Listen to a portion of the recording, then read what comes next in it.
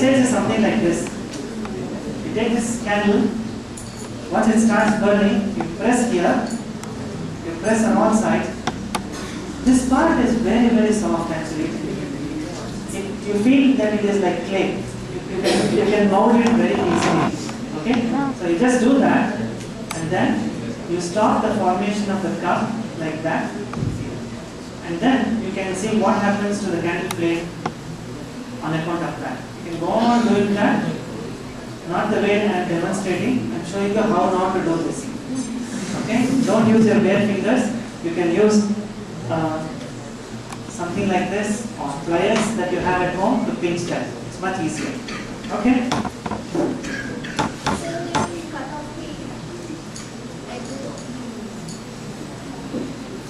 You can cut off the edges.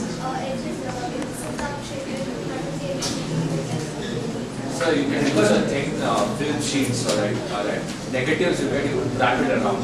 Okay. You can use that so it is comes down, cup formation takes place. So what he says is another very interesting way.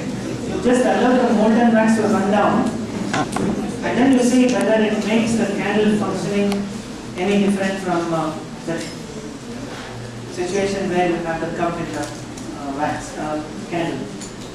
Its cup formation is very, very interesting. In fact, when I burn this newly brought candle, it has a certain, the flame has a certain characteristic until the cup is formed at the bottom. It takes a couple of minutes, and once the cup is formed, the way the flame appears will be slightly different. Okay? So you need to either observe or use a video camera like that and videograph it, play it on your Windows Media Player in slow motion. You can study it. These are all things which you can do very easily. They are fantastic experiments to do. There is still no sign of cup formation, and now there is a small cup that has been formed. You will see the difference when the cup has been completely formed. We will come back to this a bit later.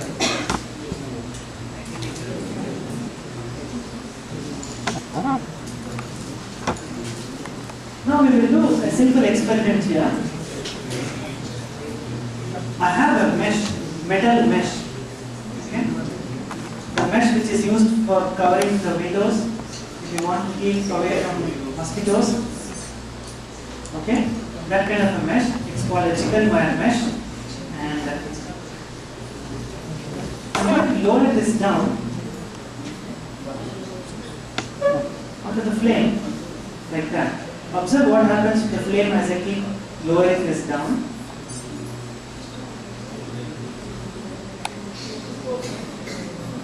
What's happening at the top? Quite a lot of smoke. People can see clearly. And I lower this further.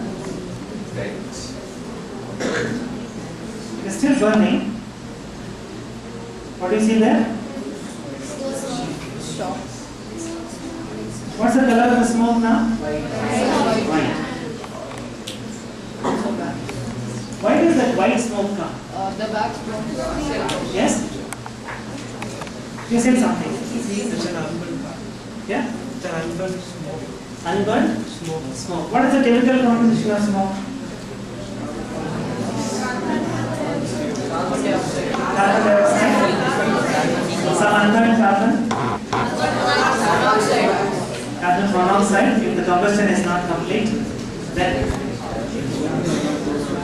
do any of these things appear whitish in color? Then what is that white smoke? Let me do it again. I want to draw your attention to something which is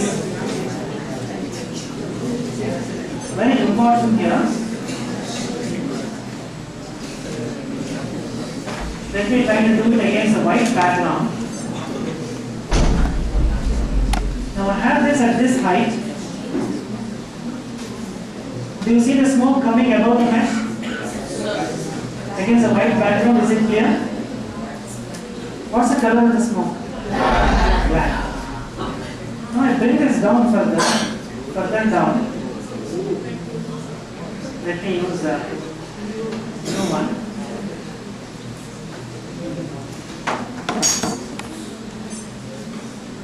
Okay. Black smoke. Bring this down. Now what happens to the color of the smoke? White. So why does the color of the smoke change as I lower that mesh to this? Can it be because of the mesh Just itself? a minute. You have answered 2 minutes these questions. Let us have an homogeneous distribution of opportunities. Yes, God. I'll come back to your question. Can you answer this now? Yeah, answer this particular question later. You can ask your other doubts. I'll come back to your question.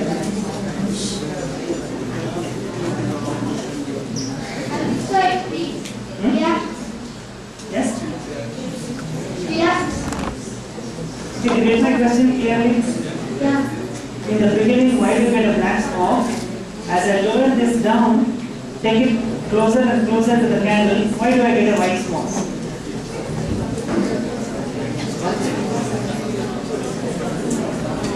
So the topic of the In which case, completely converts error.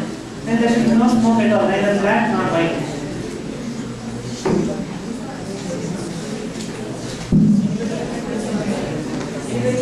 Who else would like to try? Somebody has not answered so far. Is it because the backs? Is it because the backs? You shouldn't ask me the question. You answer the question. What is your answer? So because the backs, In which case? so it turns into white form. So it goes up. It turns into gas. You use the word gas for such So statements. if it burns, then it become gas form. So See, gas is a state of matter at room temperature. What is the state of matter of wax at room temperature? it will be solid. Solid. So, if it is going to become a gas, you don't use the word gas in this context, you say something else. What is that? Liquid. Suppose you heat water, Vapor. you get water vapor. Okay? So you are saying this is wax vapor. Yeah. You Same. think so? Yeah. Okay. He thinks, what's your name? So Rahul. Okay. They all know, but I don't. So Rahul says that this white, the smoke that we saw is perhaps wax vapors. But how are we going to? Can we perform any simple experiment to test if that is actually wax vapors? So we can see the level of the wick. No? If the wick side has become a lower level, then it may be a wax vapor. Because there's One more thing before I go into that answer, a related question. When you snuff out the candle, you get white smoke. What is this white smoke? Is it same as that white smoke I showed you? Okay. Now, you didn't answer earlier. Okay. You have answered twice. Let me look for something that's not. Yes. Please keep the mic there. Have you even?